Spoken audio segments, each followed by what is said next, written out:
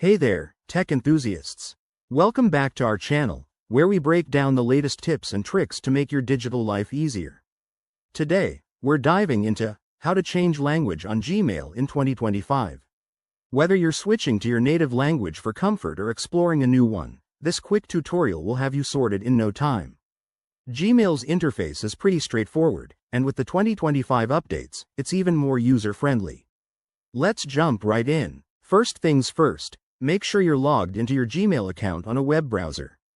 If you're on the Gmail homepage, look for the gear icon in the top right corner. That's your settings menu. Click on it, and from the drop-down, select See All Settings. This will take you to the full settings page. Once you're there, head over to the General tab at the top. Scroll down a bit until you find the Language section. You'll see a drop-down menu labeled something like Gmail Display Language.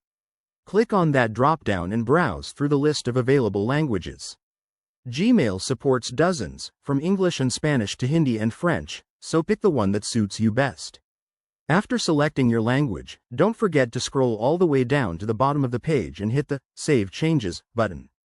Gmail might take a second to refresh, and voila, your interface should now be in the new language.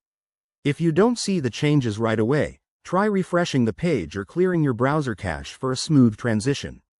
A quick tip: if you're using the Gmail app on your phone, the steps are similar. Go to Settings in the app, find the language option under General, and select your preference.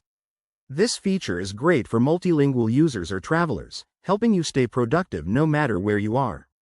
There you have it. That's how you change the language on Gmail in 2025. It's a simple tweak that can make a big difference. If you found this helpful, give this video a thumbs up, subscribe for more tech guides, and drop a comment below if you have any questions. Thanks for watching, and see you in the next one.